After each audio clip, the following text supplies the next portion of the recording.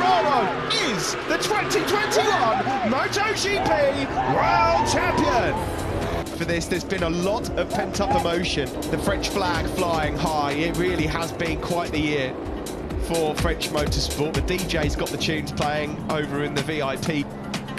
There's going to be some serious emotions over the next few hours for this young man, Fabio Quartararo, because he still can't believe it. Stop here, he's told.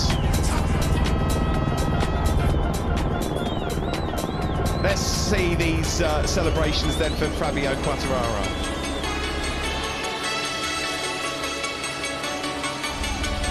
Quartararo looks at the story of his career.